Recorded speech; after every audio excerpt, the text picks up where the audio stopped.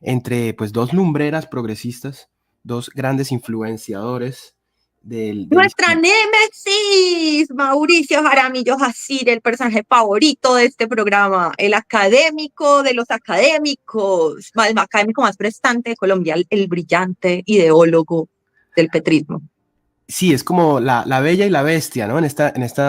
Porque uno es el sopesado, ¿cierto? Que habla despacio con un ritmo académico, y el otro es el safio, ¿cierto? Vulgar. Con Levi. Levi Rincón, sí. Al final están diciendo lo mismo, solo claro. Cambian la forma del lenguaje.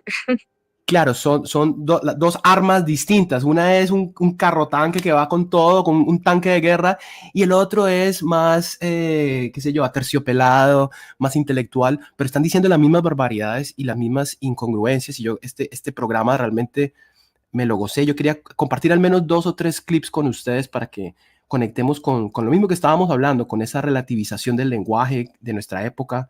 Diálogo de ángeles petristas. ¿Qué? ¿Qué diálogo de ángeles petristas?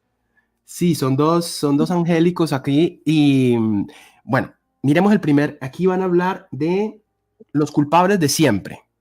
Esos pequeños transportadores no veían en su día a día porque son trabajadores, que están sometidos a la explotación. Eran 4 años y medio sin que se incrementara el diésel. Exactamente. Duque hizo un tratado con estos megaempresarios del transporte para no subir, no tocarle sus finanzas. Digamos, les entregó un dinero que, si no estoy mal, dice Julián, le subiría haciendo los 56 billones de pesos. 56 no eran 53, Wally dijo que eran 53. Que loco como confunde. Esta es otra relativización, perdón que interrumpa, pero es la de los billones. O sea, la ligereza en la que, con la que en Colombia hemos comenzado a hablar de billones es tal que ya no importan los 70.000 millones de Duque, porque es que ya hablamos del orden de billones. Entonces ya no importa el escándalo de la unidad de gestión de riesgo, porque ¿qué son 2 billones versus 53, dijo Wally, 56, dijo este señor? No importa, lo de las EPS pueden ser 12, 9, 24, lo de Ocapaz eran 12 billones. O sea, ya en Colombia hablamos de billones como si fuera la menuda del día. Los billones que se perdieron. Y aquí continúa hablando estos dos genios sobre la maldad del centro. Pillen ustedes, Silvio y Hanna, que se van a sentir, yo creo, aludidos. Alguna gente del centro, Mauricio, y vos lo entendés muy bien porque vos también sos activo en redes sociales, tenés un programa de información, siempre equiparan al uribismo de un lado, al petrismo del otro lado. Ellos acomodan en la mitad como los salvadores, que entienden muy bien que no hay que irse, digamos, a los extremos. De Petro se dice que en algún momento rebotó al país y que sacó a todo el mundo a las calles, y es bueno que lo digas porque la gente necesita saberlo, que por 200 pesos del incremento de la CPM, que miren que antes sí les gustaban los bloqueos y que ahora no, y que miren cómo a la izquierda que llegó a cambiarlo todo, siguen lo mismo y que andan tirando el SMAT y todo. ¿Por qué es diferente este paro camionero de las marchas o de lo que se hizo en el 2021? ¿Qué diferencia la protesta que encabezaba Gustavo Petro, que estaba en campaña presidencial, con el paro gremial que estás diciendo ahora? Pausa un segundo, antes de que responda Jaramillo Jacir. ¿Cómo así que esto tan interesante que yo no había visto? ¿Cómo así que Levi Rincón acaba de reconocer en un video en vivo que la protesta del estallido social la encabezaba, él lo dijo, lo afirmó, la encabezaba Gustavo Petro, que estaba en campaña presidencial? Él lo afirmó, él lo reconoció, no lo estamos diciendo nosotros, él lo reconoció. Porque ya no importa.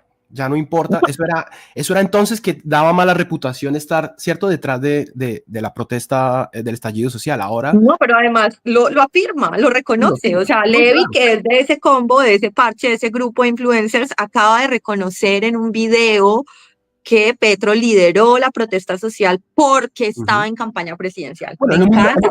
De Gustavo Bolívar, ¿no? También diciendo que él nunca tuvo nada que ver con el estallido social, cuando les dio cascos y les dio implementos a las personas, a la primera línea, pues. Bueno, pero aquí recuerden que están hablando desde el centro, el malvado centro. Y aquí Jacir va a coronar. Voy a explicar por qué esta protesta sí es legítima. Ahí va.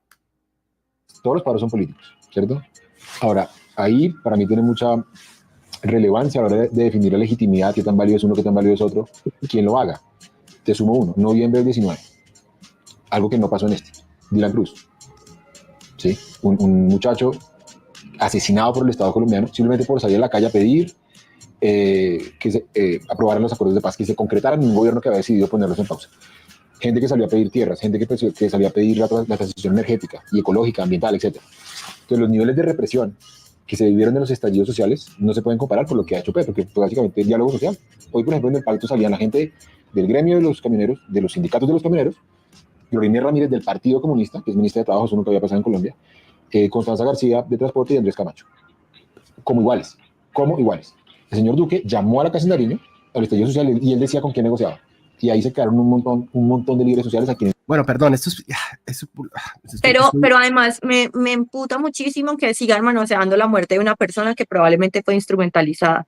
Si yo me he de convertir en mártir de una lucha, espero en mi vida hacerlo conscientemente y entregarles mi nombre a esos líderes de forma consciente para que lo usen. Oiga, yo me estoy martirizando por esta lucha, sea por el sector salud o sea cual sea, que de hecho spots ya los he hecho en X, pero lo estoy haciendo yo porque yo quiero y vea, le regalo mi nombre para que lo use.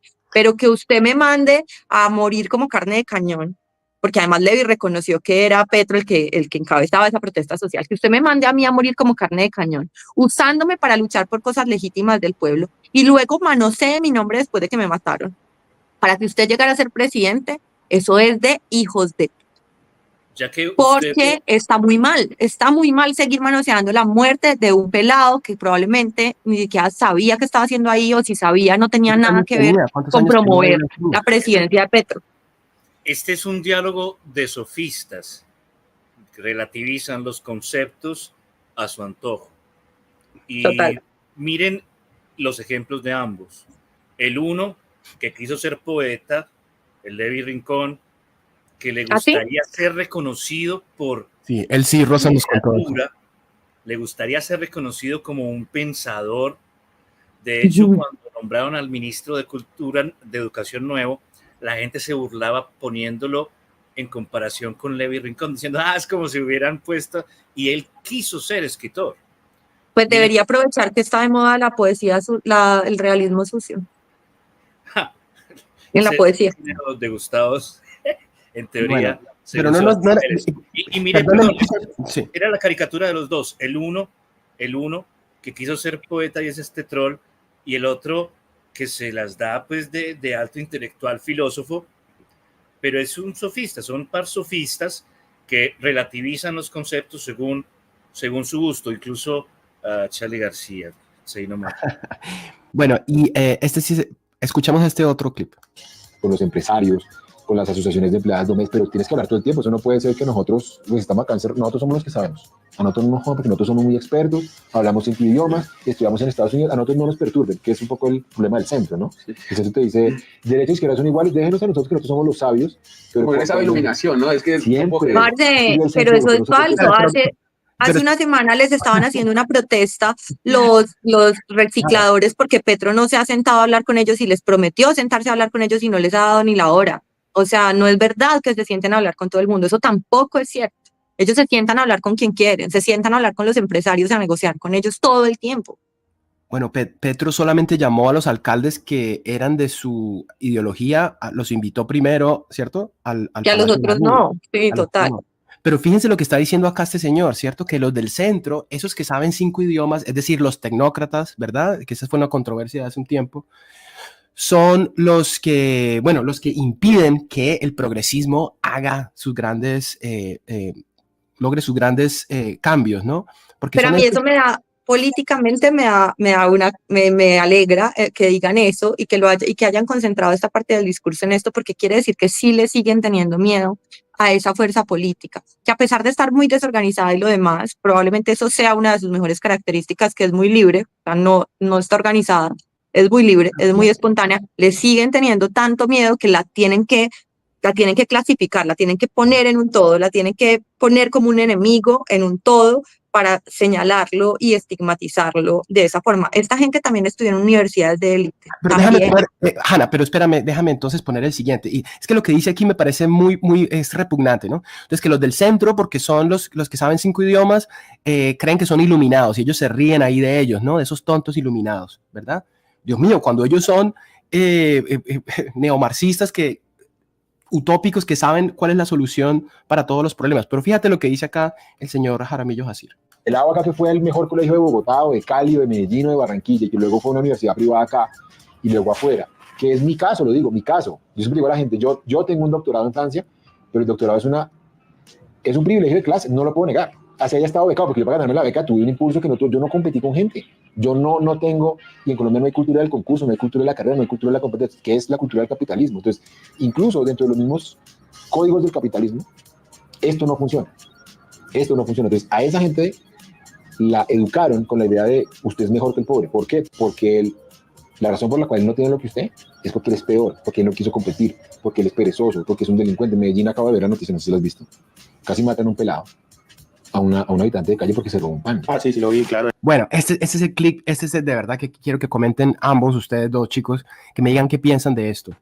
A mí me parece increíble cómo hace la conexión de una cosa con otra que no tiene nada que ver, o sea, es como, ¿de qué estás hablando? Y segundo, cómo entonces sí es válido tu doctorado y cómo entonces, y esto ya lo he dicho yo acá en este espacio, cómo entonces tu doctorado sí es válido, tú sí puedes ser un bien pensante que lo sabe todo, correcto moralmente, pero marica, eres lo mismo, o sea, el tuyo es válido, el tuyo sí fue con mérito, aunque dices que no tuviste que competir, el tuyo sí fue con mérito porque tú sí entiendes del mérito, pero el de los otros es absolutamente inútil porque son personas que piensan, no piensan como tú. Competir con 20.000 personas y quedé cuarto.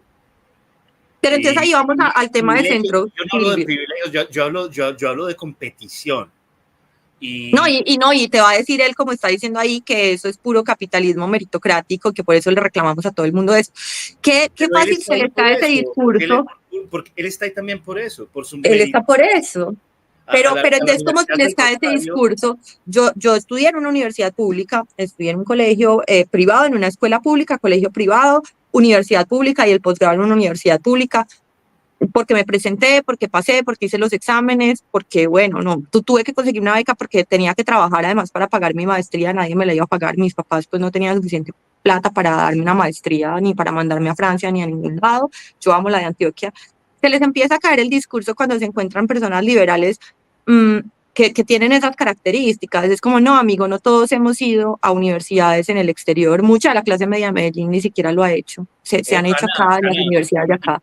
Y entonces vamos pues al momento en el que hace el puente y le lanza un bulto de excremento a todos los antioqueños, a todos los paisas, porque esa es la manera de subirse al curubito moral. Entonces, después de decir que todos los demás que han estudiado lo han obtenido por privilegio y por meritocracia. Se creen moralmente superiores, se para él en un pedestal moral. En un pedestal y le tiro un bulto de mierda a todos los antioqueños por un video de ultraviolencia que puede ocurrir en cualquier lugar del mundo y de los que vemos día a día desde la Patagonia hasta Estados Unidos, porque esos videos se vuelven virales y te los pasan por la red social X, aunque tú no lo pidas. Y otra cosa que voy a decir ahí, Silvia, de lo que yo veo de él, que es una cosa que he sostenido mucho y me da rabia, y esto es concepto, y es un concepto muy de izquierda para los que de verdad hayan estudiado la izquierda y la conciencia de clase y demás. Eso que él habla ahí, y cuando se para en ese pedestal para juzgar al centro y él decir, sí, yo reconozco mi privilegio, eso es culpa pequeño burguesa. Culpa pequeño burguesa. Y esa culpa pequeño burguesa ve al resto del proletariado con condescendencia. Porque él dice, claro, yo reconozco mi privilegio, fui a Francia. No, amigo, eres una víctima pequeño burguesa que tuvo que estudiar en Francia y ahora sufre porque no puede ser del pueblo, porque su título de doctor francés se lo impide. El heterodoxo pequeño burgués que mea en el orinal de la esquina, porque ese único, y ese es el suyo. Ese es el Jaramillo Jacir, pero a mí lo que me provoca un gran problema intelectual y sentimental es cuando se enfrenta a lo paisa y hace sentir en su retórica que todo lo antioqueño, que todo lo paisa está permeado de ese, que es el enemigo. Ahí yo veo un odio implícito hacia la antioqueñidad, que linda en la xenofobia. ¿Por qué? Porque él es bogotano, entonces tiene que decir que todos los paisas somos, que somos ¿qué? Que somos Fernando González, que somos Fernando Botero, No, que todos somos León Grey. Todos que somos León Grey. que somos quién, Carlos Gaviria. O sea, señor Jaramillo Jacinto de la Escaramuza, le decimos que bájele al tono al hablar de lo antioqueño, bájele al tono, que yo no sé ni me interesa saber de dónde viene su familia del Medio Oriente, pero me parece que en su discurso hay un desprecio hacia lo colombiano, hacia lo auténtico de Colombia, y que es en el caso mío de la región sí, de la y sí, lo digo porque Gustavo nos preguntó ahora qué pensábamos de este enlace hacia la antioqueñidad al hablarnos de un video brutal de una agresión en la calle. Sí. Silvio, es que es la visión estereotipada de todo, incluida la antioqueñidad. Sorry. ¿Cierto? Es la visión estereotipada de todo, incluido esta visión trasnochadísima, ¿cierto? Sobre todo para el contexto de Colombia, de que hay unos ricos que le enseñan a sus hijos, los sientan en la mesa de comedor a decirles que los pobres son inferiores y son malvados. ¿Dónde queda la clase media de Colombia? Es decir, personas anulada. como nosotros, es que además ese es el propósito de ellos, anular la clase media. O sea, la clase media no existe. Por eso, no existe. Todo lo ven en términos de privilegiados y oprimidos, ¿cierto? Pero la realidad, porque nosotros somos colombianos que crecimos en Colombia, ¿cierto? Como tú lo dijiste, en tu caso, en mi caso, mi padre fue el primero en que fue a la universidad de su familia, es hijo de campesinos y de maestros de escuela. ¿De dónde carajos me va a hablar este señor a mí de que yo soy un privilegiado o que gente como yo, que conozco muchísima, son disque privilegiados que odian a los pobres? Es un sofisma tremendo, súper trasnochado, marxista, de quinta categoría, ¿verdad? Para dividir a la gente entre buenos y malos, porque eso es lo que les da réditos. A este señor le ha ido muy bien, ¿cierto? Exacerbando la retórica de petrista, porque Petro jamás va a dejar de pensar como piensa y bueno, Dios, es que me caliento con esto. Además, es gente que va por el mundo mirando así a los demás. Sí. Mirando con sesgo, mirando con división, mirando con ustedes malo, ustedes bueno, pero por favor, ¿de cuándo acá? La trampa, perdona, estoy de acuerdo contigo. La trampa de Kafka aquí es que si nosotros entonces criticamos la visión estereotipada de este señor, entonces somos malos. Somos fascistas, ¿cierto? Somos racistas. Somos privilegiados, fascistas, somos malos. Somos blanquitos cuando nadie me considera a mí blanco, por ejemplo, pero somos entonces blanquitos.